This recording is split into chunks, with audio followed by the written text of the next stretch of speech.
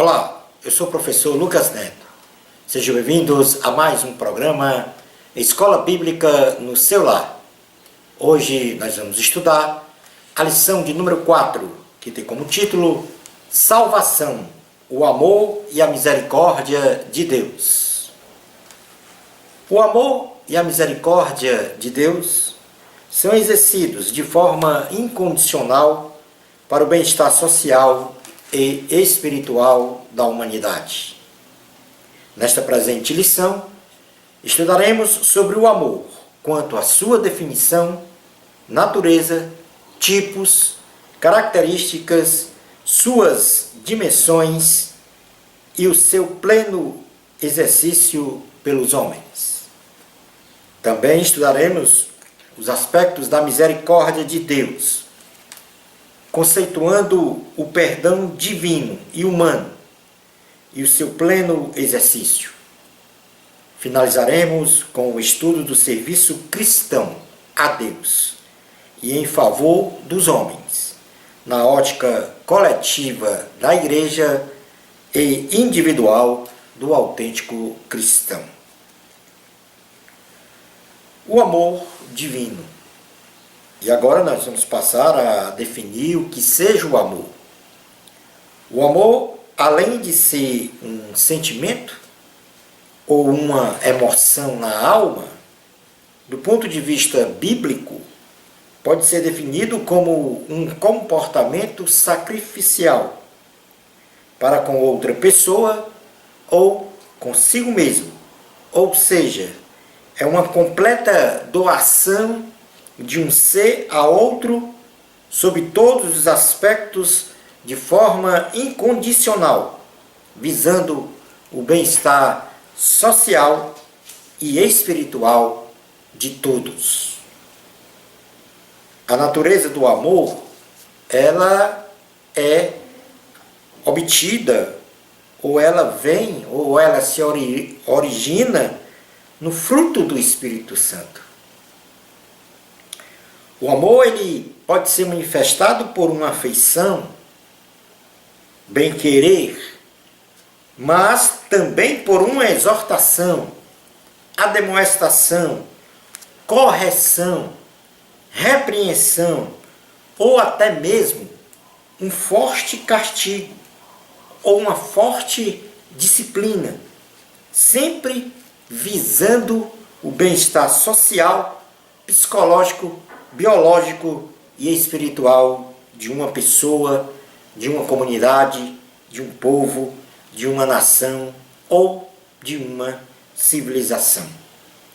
Na carta aos Hebreus, capítulo 12, versículos 2 a 6, diz assim a palavra de Deus: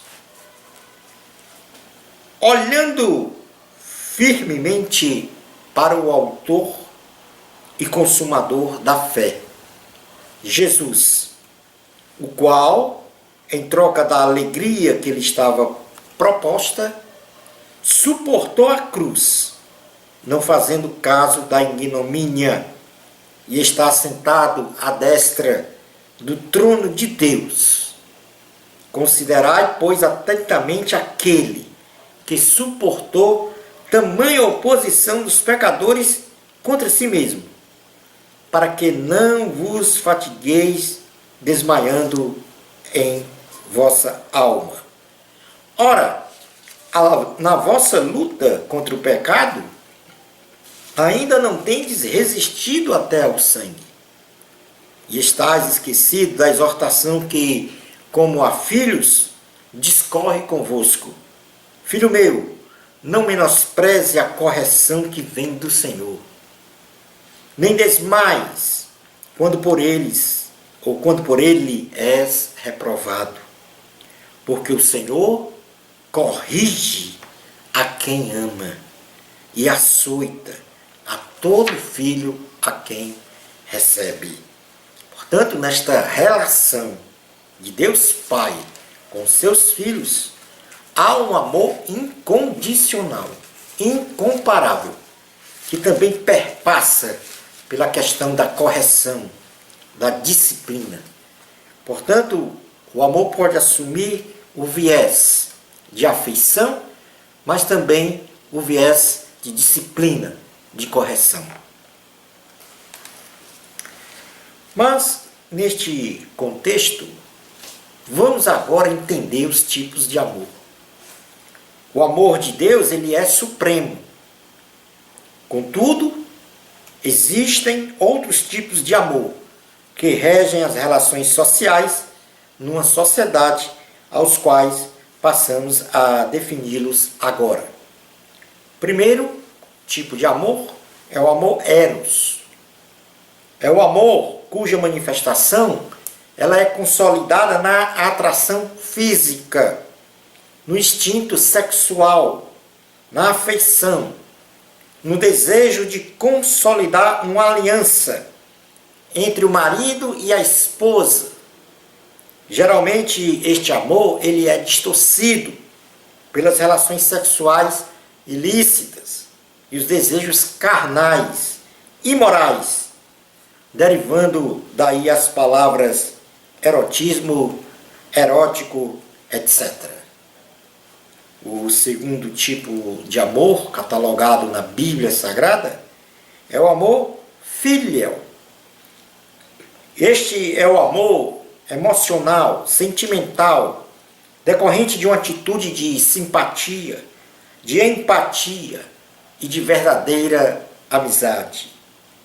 É um tipo de amor fraternal, que nos permite gostar daquilo que nos agrada. Depois nós temos o amor storge. É o amor existente entre pais e filhos, fruto da afeição parental, sendo este um tipo de amor mais sublime que existe entre os homens. Em quarto lugar, aí, na mais alta escala de tipo de amor, nós temos o amor ágape, que é o amor que tem como origem o próprio Deus. É um amor incondicional. É um amor sem visar recompensas e que espera tão somente o bem-estar do próximo.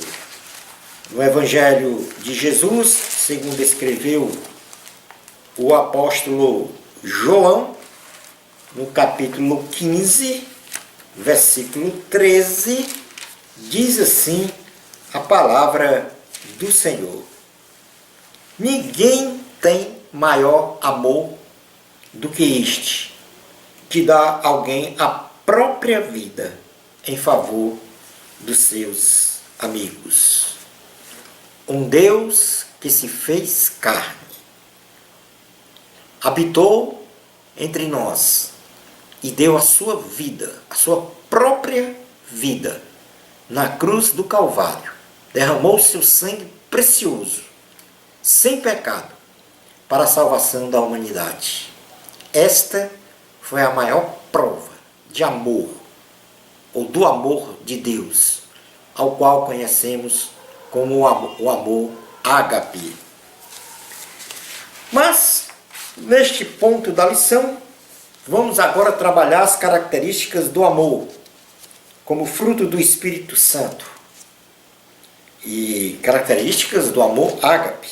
E isso nos remete a uma leitura na primeira carta aos Coríntios, capítulo de número 13, versículos 1 a 7, onde aqui há uma referência às características desse amor ágape, desse amor de Deus, que deve estar, vamos dizer assim, entranhado no nosso coração, no nosso comportamento.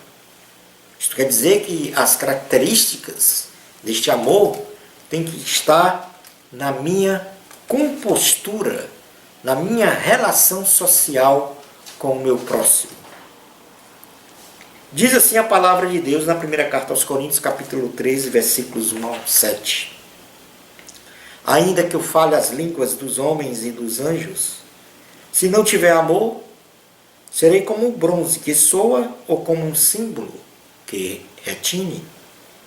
ainda que eu tenha o dom de profetizar e conheça todos os mistérios e toda a ciência, ainda que eu tenha tamanha fé a ponto de transportar montes, se não tiver amor, nada serei. E ainda que eu distribua todos os meus bens entre os pobres, e ainda que entregue o meu próprio corpo para ser queimado, se não tiver amor, nada disso me aproveitará. O amor, ele é paciente, é benigno. O amor não arde em ciúmes, não se ufana, não se ensoberbece, não se conduz inconvenientemente, não procura os seus interesses, não se exaspera, não se ressente do mal. Não se alegra com a injustiça, mas regozija-se com a verdade. Tudo sofre, tudo crê, tudo espera, tudo suporta. O amor jamais acaba, mas havendo profecias, desaparecerão. Havendo línguas, cessarão. Havendo ciência, passará. Portanto, aqui nós temos a inclusão, o registro na Bíblia de 10 características. E, na realidade, quem tem estas virtudes, essas características, essas qualidades, tem o amor de Deus em si. E urge agora uma necessidade, um exercício prático para entendermos se temos ou não estas virtudes. E se a não tivermos, temos que trabalhar a nossa alma, o nosso ser, a nossa mente, para que nós tenhamos essas características, para sermos imagem e semelhança de Deus.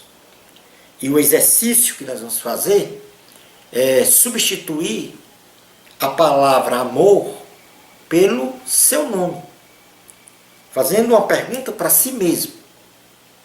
E ao responder, você vai poder abalizar ou poder verificar se essa qualidade, se essa virtude do amor ágape está em você.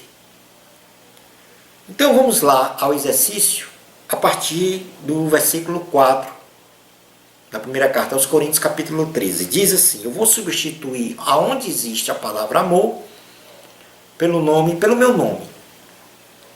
O professor Lucas é paciente? Vamos fazer por interrogação. O professor Lucas é paciente? O professor Lucas é benigno? O professor Lucas não arde em ciúmes? O professor Lucas não se ufana? O professor Lucas não se ensoberbece? O professor Lucas não se conduz inconvenientemente? O professor Lucas não procura os seus interesses? O professor Lucas não se exaspera? O professor Lucas não se ressente do mal? O professor Lucas não se alegra com a injustiça? Mas o professor Lucas regozija-se com a verdade? O professor Lucas tudo sofre? Tudo crê? Tudo espera? Tudo suporta? Ao responder estas questões, então eu tenho uma avaliação plena se o amor ágape, o amor de Deus existe em mim ou não. Mas vamos ver nestas 10 características o que quer dizer cada uma delas. Paciente é a primeira qualidade especificada aqui na primeira carta dos Coríntios, capítulo 13, a partir do versículo 4. Então, paciente é o seguinte: quem tem um amor divino não valoriza o padecer e o sofrimento próprio, não murmura, possui mansidão, é prudente e sabe o momento certo de agir. Como segunda qualidade, benigno, quem tem um amor divino não é cheio de malícias, de má fé e não pratica o que é mal, mas pratica sempre o que é bem e boas obras. Não invejoso. Quem tem o amor divino não cobiça os bens materiais do próximo.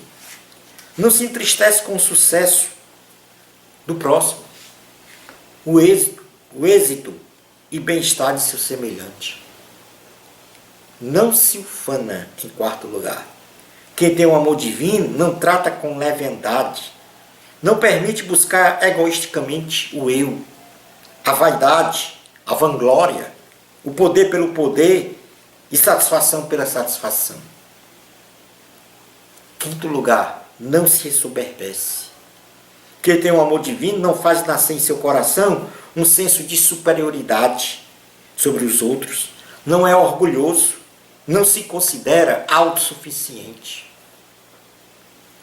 Não se porta com indecência. Quem tem o amor divino não se conduz inconvenientemente. Ao contrário, segue os bons costumes, demonstra pudor, recato e respeito para com todos. Não se irrita, ou seja, não se exaspera. Quem tem um amor divino aceita o contraditório de suas ideias, sem irritação. Não se embrutece e agride verbalmente ou fisicamente os seus semelhantes. Pode até se irritar, porém não manifesta sua irritação através do pecado. Em oitavo lugar, não suspeita o mal. Quem tem um amor divino não se ressente do mal, não faz suposições maldosas contra o próximo, não é preconceituoso e não julga as pessoas pela aparência. Quem tem um amor divino não folga com a injustiça, isto é, não pratica e nem compactua com atos de injustiça de qualquer ordem.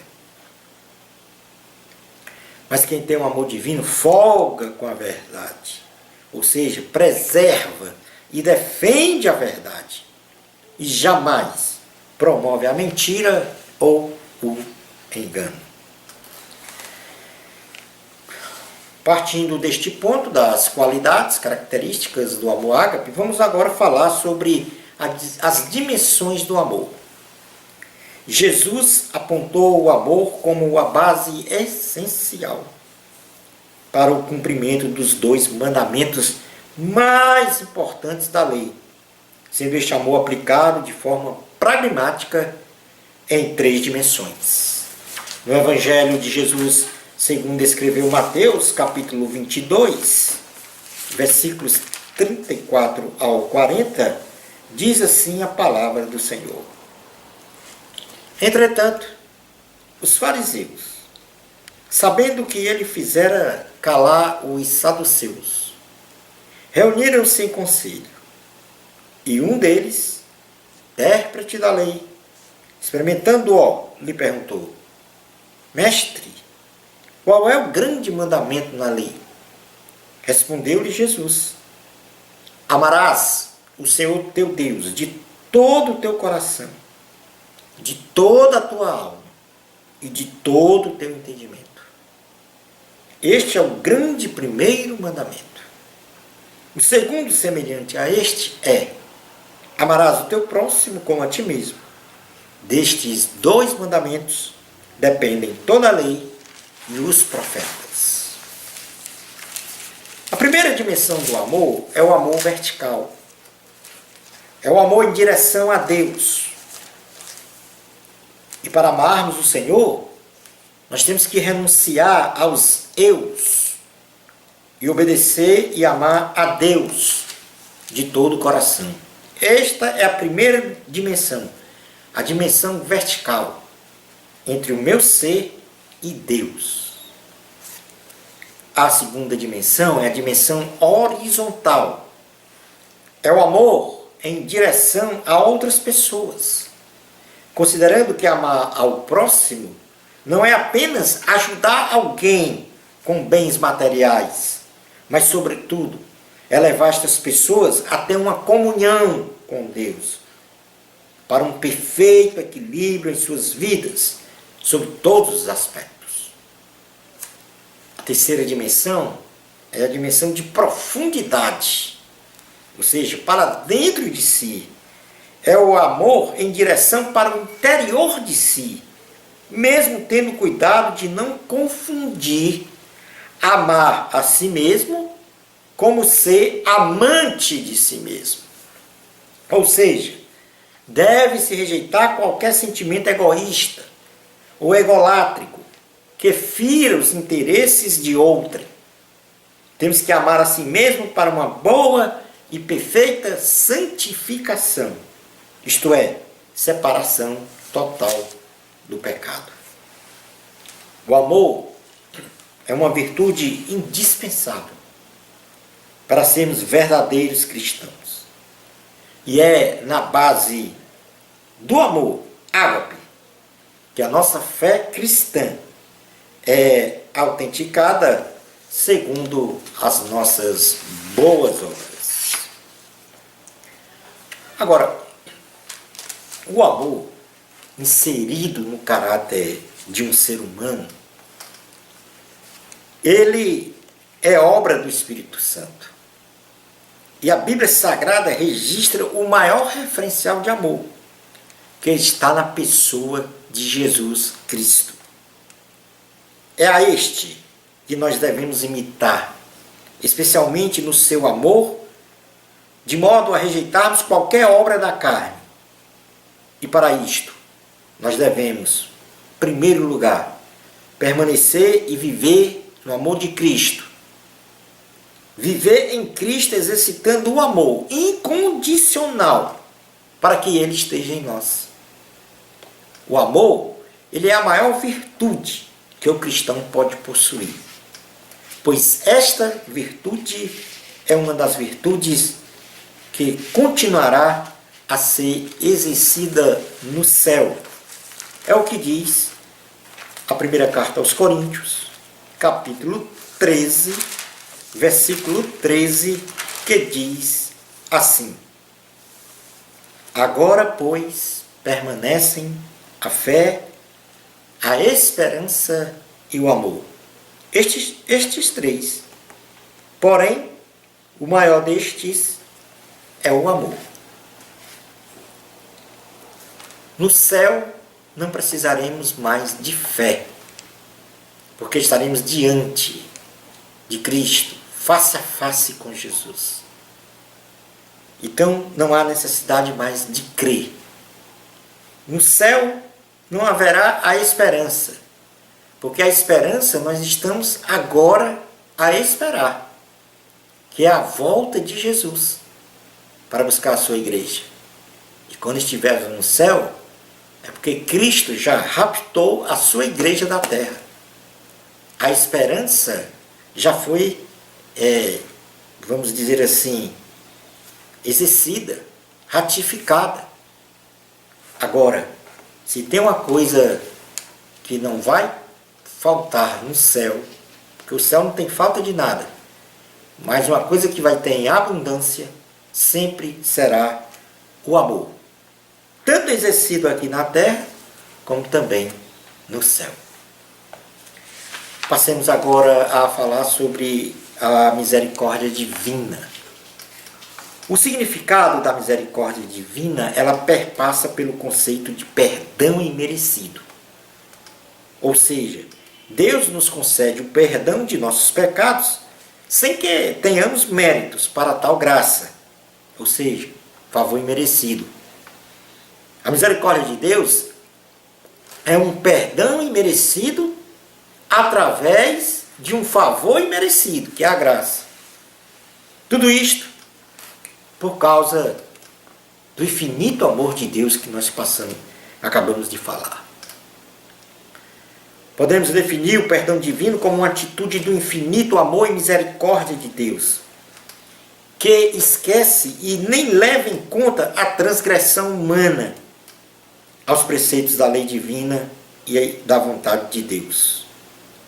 Isto se verdadeiramente o pecador se arrepende dos seus pecados, crer no Evangelho de Cristo e se converte com mudança de vida para a sua própria salvação e vida eterna.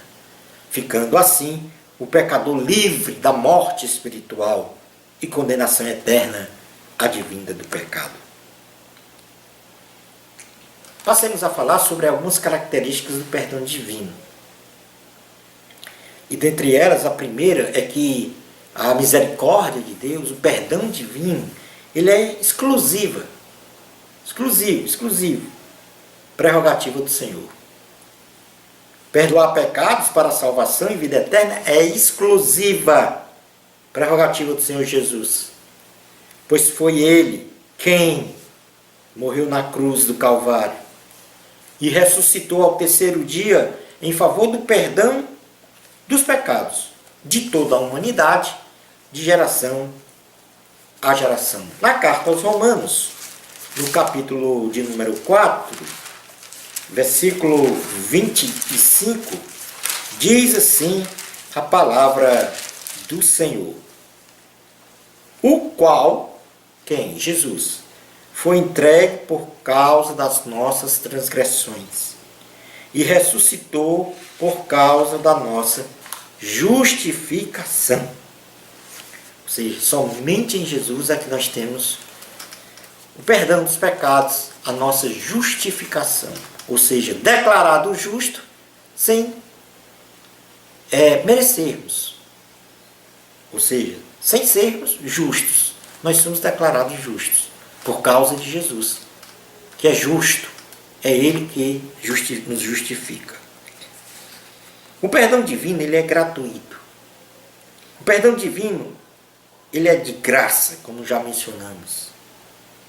E ele está imperativamente vinculado ao sacrifício de Cristo na cruz do Calvário.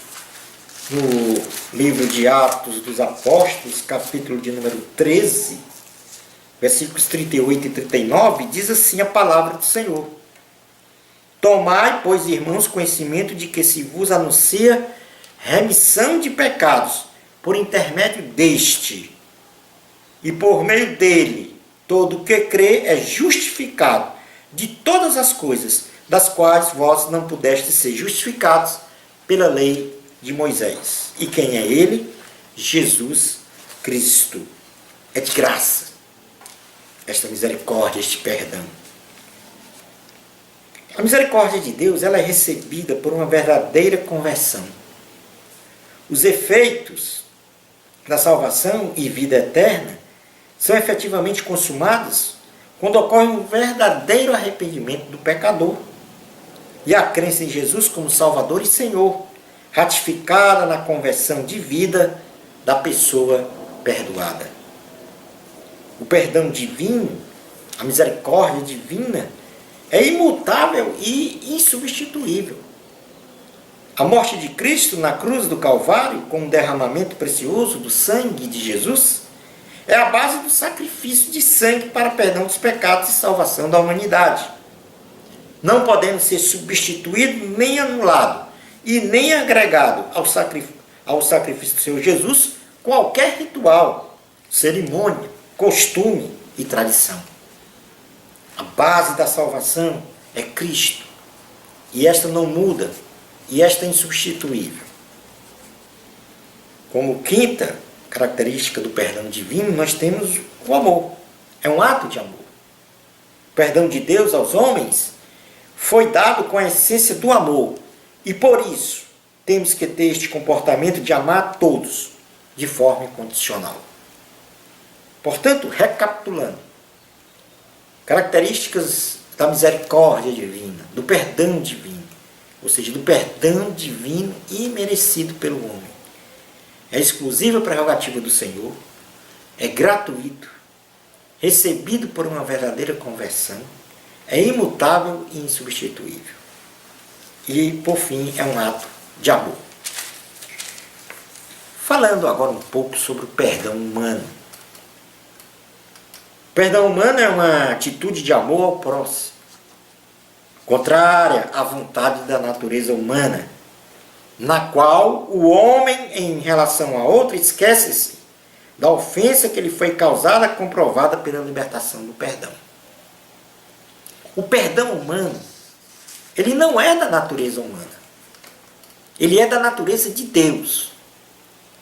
Ou seja, o perdão humano, ele é liberado quando há a intervenção do Espírito Santo na vida de uma pessoa. E não deixa a natureza humana prevalecer sobre a natureza espiritual, sobre a natureza de Deus, sobre a natureza do amor. E aí o ser humano liberta perdão, ou libera perdão, melhor dizendo. As características do perdão humano, além daquelas que já mencionamos, do perdão divino, em primeiro lugar, ela promove reconciliação entre as pessoas. Como já falamos, a fonte é o Espírito Santo para ser exercido. Ser o Espírito Santo agindo na sua vida, presidindo a sua vida, ou a minha vida, jamais vamos liberar perdão a outra. Porque a nossa natureza humana não permite isso. A nossa natureza humana, ela passa liminarmente, bem tangentemente, a questão de agredir, de se vingar. Mas quem tem a natureza divina da sua misericórdia, libera perdão. Não leva em conta. Em terceiro lugar, a prática da misericórdia, do perdão, nos coloca também na condição de sermos perdoados por Deus. No Evangelho de Jesus, segundo escreveu Mateus, no capítulo 7, versículo 12, diz assim a palavra de Deus. Mateus 7 e 12. Diz assim a palavra do Senhor. Mateus 7, 12. Tudo quanto, pois, quereis que os homens vos façam, assim fazei vós também a eles, porque esta é a lei e os profetas. Então, se nós desejamos o perdão divino, nós também temos que liberar perdão a outra, sobre a ação do Espírito Santo. Para finalizar esta parte do perdão, o que o perdão não é? Vou apenas mencionar, não vou fazer comentários, por causa da exiguidade do tempo. Em primeiro lugar, o perdão, ele não é um ato de humilhação, mas é um ato de exaltação de quem perdoa. Ou seja, ao perdoar o próximo, na realidade eu não estou me humilhando, como se esta seria a visão natural. Mas na visão espiritual, na realidade, quando eu libero perdão, eu estou sendo exaltado. Em segundo lugar, o perdão não é um ato de injustiça ou de impunidade, mas um ato de justiça. Ou seja, o fato de alguém pecar não elimina as consequências do pecado. A pessoa sente as consequências do pecado. Mas, na realidade, quando a pessoa se arrepende de coração, então impera a justiça. Impera o que é justo. Um exemplo foi o ladrão chamado Dimas, que ele se arrependeu de seus pecados. Jesus disse para ele: ainda hoje mesmo estarás comigo no paraíso. Mas ele não ficou imune às consequências do seu pecado. Ele morreu na cruz. Portanto, um ato de justiça. O perdão não é um ato de fraqueza, mas sim de fortaleza espiritual. Aquele que perdoa, ele é forte espiritualmente. Ou seja, ele libera o perdão demonstrando fortaleza espiritual. Foi o caso de Estevão, que sendo apedrejado pelos seus algozes, ele demonstrou uma fortaleza em dizer para Deus que não lhes imputasse aquele pecado do homicídio, que perdoasse os seus algozes. Ou seja, foi um ato de muita fortaleza espiritual do diácono Estevão. O perdão não é um ato de inferioridade, mas de igualdade. Ou seja, um exemplo clássico disso foi a mulher adúltera, que foi flagrada em adultério, e a sua condenação seria o apedrejamento. Ela foi levada até Jesus. E nesse momento Jesus demonstrou que nós todos somos iguais. Porque ele demonstrou que todos precisam do perdão. Nós devemos reconhecer num ato de grandeza não ser melhor do que ninguém e também de perdoar. Porque aquela mulher adúltera que estava para ser apedrejada, os homens disseram para Jesus que na lei ela deveria ser apedrejada, porque foi flagrada em adultério.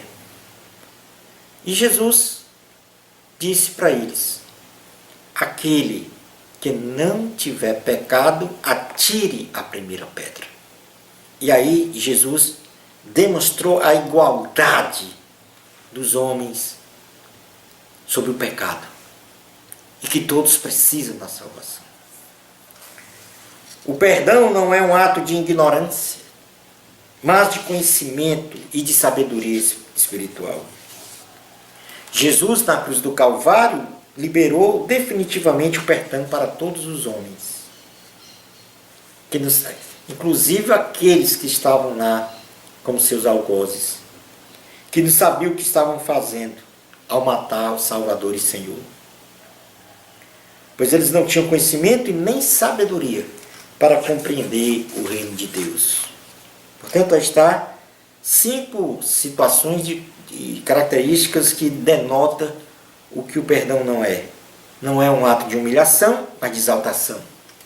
Não é um ato de injustiça, nem de impunidade, mas de justiça. Não é um ato de fraqueza, mas sim de fortaleza espiritual. Não é um ato de inferioridade, mas de igualdade. E não é um ato de ignorância, mas de conhecimento e sabedoria espiritual. Um pregador, certa vez, ele disse assim: o ato de não perdoar o próximo, guardando rancor e ódio, é como beber continuadamente um veneno, esperando que o nosso ofensor morra do efeito do veneno que tomamos. Esta atitude de não perdoar nos mata física e espiritualmente. No livro de Provérbios, capítulo 17, versículo de número 22, diz assim a palavra do Senhor. Provérbios 17, 22. O coração alegre é bom remédio, mas o espírito abatido faz secar os ossos. Todo e qualquer relacionamento social ou familiar é passível de discordâncias, que, se não forem bem conduzidas pelos litigantes, descamba para conflitos, agressões verbais ou até mesmo agressões físicas, com o desfazimento das relações de amizade. Neste contexto de beligerância, a restauração de uma relação social só poderá ser restaurada plenamente sem mágoa e rancor se for restaurada pelo perdão unilateral ou bilateral, na sólida base do amor. É na condição de perdão liberado que se demonstra a nossa bondade e capacidade de ser verdadeiro, justo e feito à imagem e semelhança de Deus.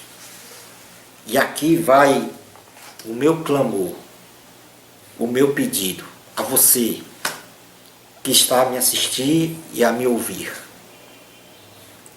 Se você tem alguma diferença com alguém, perdoe ou peça perdão.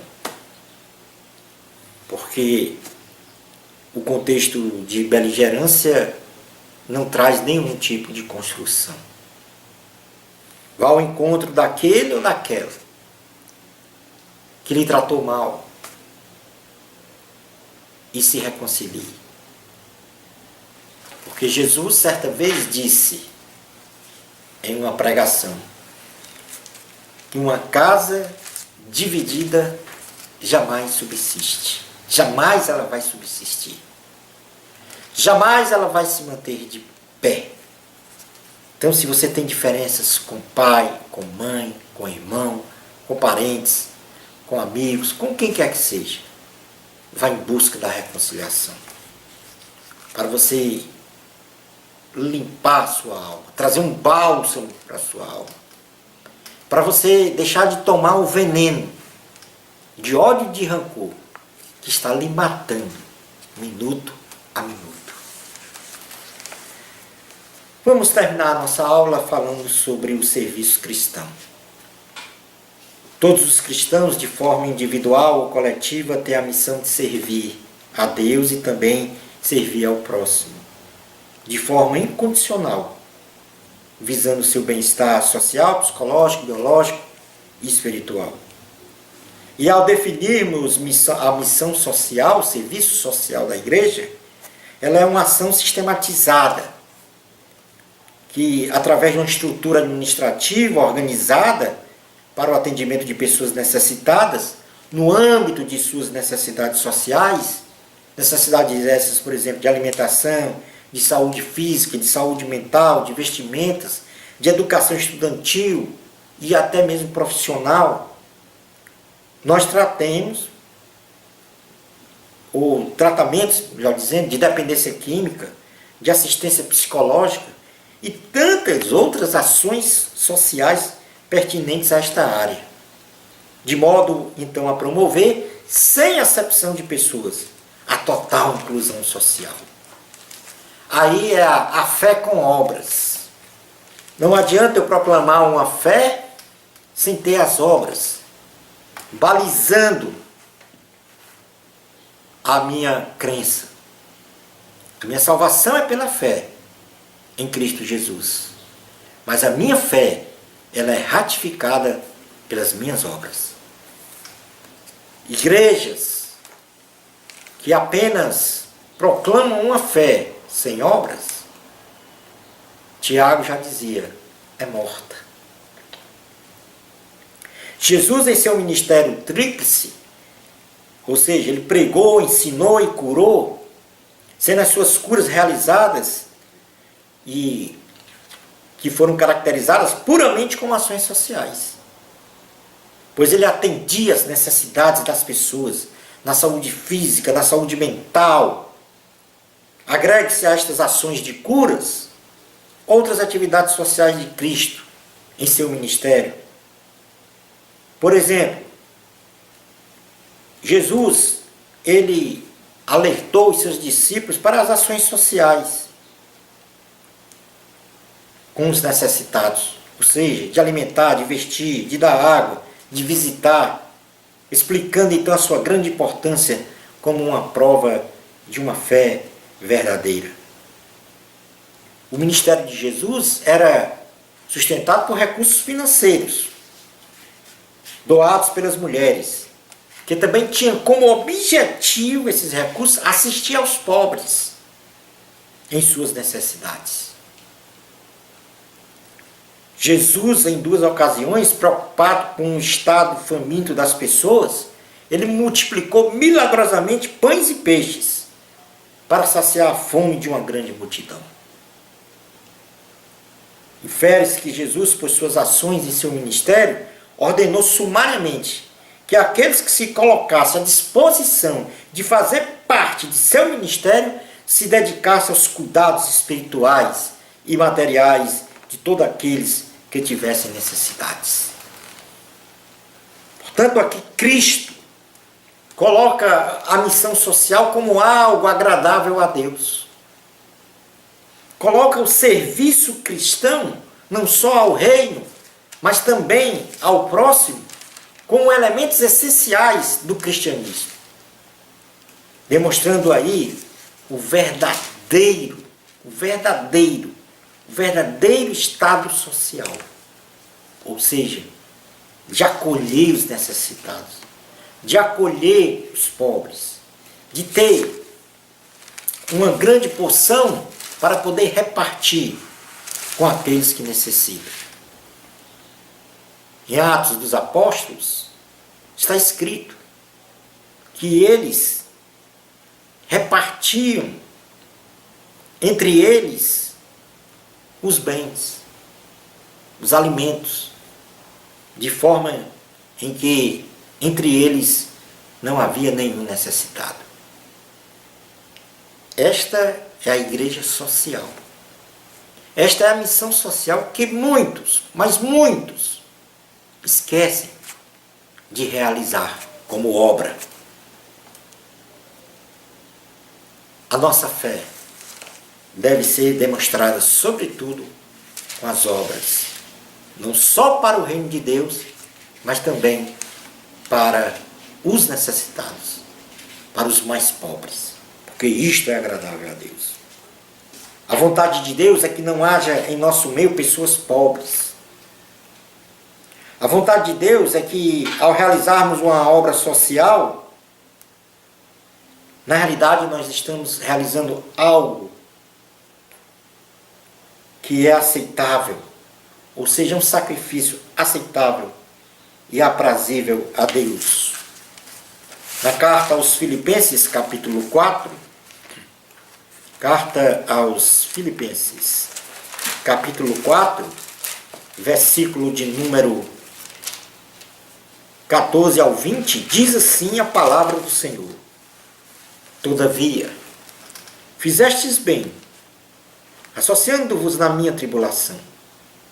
E sabei também vós, ó Filipenses, que no início do Evangelho, quando parti da Macedônia, nenhuma igreja se associou comigo no tocante a dar e receber, senão unicamente vós outros. Porque até para Tessalônica mandastes não somente uma vez, mas duas, o bastante para as minhas necessidades. Não que eu procure o donativo, mas o que realmente me interessa é o fruto que aumente o vosso crédito. Recebi tudo e tenho abundância. Estou suprido, desde que Epafrodito me passou às mãos o que me veio de vossa parte, como aroma suave, como sacrifício aceitável e aprazível a Deus. E o meu Deus, segundo a sua riqueza em glória, há de suprir em Cristo Jesus cada uma de vossas necessidades. Ora, a nosso Deus e Pai seja a glória pelos séculos dos séculos. Amém. Portanto, façamos as obras sociais.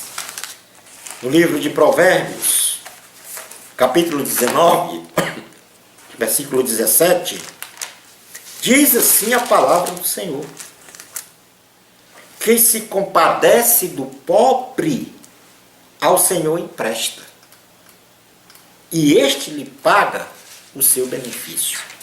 Não que venhamos a fazer qualquer assistência social, qualquer ajuda aos necessitados esperando recompensa, mas é uma lei espiritual. Deus nos recompensar. Quando realizamos obras sociais, isso promove a nossa própria satisfação em ajudar o próximo e o bem-estar de nossa saúde física e espiritual. Provérbios 11, 17 diz assim a palavra do Senhor: o homem bondoso faz bem a si mesmo, mas o cruel a si mesmo se fere. Quem faz obras sociais promove a própria prosperidade física e espiritual. Provérbios 11, 24 a 25 diz: a quem dá liberalmente, ainda se lhe acrescenta mais e mais. Ao que retém, mais do que é justo, se lhe há em pura perda. A alma generosa prosperará, e quem dá a beber será dessedentado. Ao realizarmos obras sociais, isso promove a nossa felicidade, a nossa proteção sob a guarda de Deus em todos os aspectos da nossa vida. E acima de tudo, quem faz obras sociais promove a glorificação de nosso Deus. A igreja primitiva, ela tem muitos exemplos registrados na Bíblia, de forma prática, nas suas obras sociais. Em primeiro lugar, a instituição do diaconato, que foi para cuidar da assistência social às viúvas e aos pobres. Está lá no livro de Atos, capítulo 6, do versículo 1 ao 7. Outra ação social da igreja primitiva foi a ajuda da igreja de Antioquia aos irmãos da Judéia, que passavam um período de grande fome, conforme profetizara o profeta Ágabo. Isso está no livro de Atos, capítulo 11, versículos 27 a 30. Temos também a ajuda das igrejas da Macedônia e da Acaia aos pobres da igreja de Jerusalém. Ou seja, as igrejas da Macedônia e da Acaia ajudaram a igreja mãe, a igreja de Jerusalém. Isso está escrito na carta aos Romanos, capítulo 15, versículo 22 a 29. E outro exemplo, e por fim, foi a ajuda da igreja de Corinto aos necessitados da Judéia. Primeira carta aos Coríntios, capítulo 16, versículos 1 ao 4. E tantas outras ações das igrejas, de homens de Deus, ajudando aos pobres. São as suas obras sociais, ratificando a fé genuína. Não a fé tradicional, não a fé religiosa, não a fé natural, mas a fé sobrenatural. Concluindo a aula de hoje, o maior fundamento para a configuração de relacionamentos saudáveis é o amor, com abrangência plena, nas dimensões verticais, amor a Deus, horizontal, amor ao próximo, e de profundidade, amor a si mesmo, de forma perfeita e não fingida. Lembrando que o amor de Deus deve ser exercido em supremacia a todas as coisas. O perdão sempre será uma salvaguarda e proteção para a continuidade de belos e saudáveis relacionamentos. Sendo que ao aprendermos os ensinamentos de Cristo, certamente aprenderemos a perdoar e também pedir perdão. A igreja, ela tem uma importante missão social. E tanto o cristão individualmente ou reunido coletivamente com outros cristãos, formando a igreja local, tem a obrigação de realizar assistência social aos necessitados, se certificando da real necessidade destes. Assistir socialmente aos pobres agrada a Deus. É uma atividade da missão integral da igreja. Bênçãos especiais de Jesus para você. Amor a Cristo. A glória é de Deus.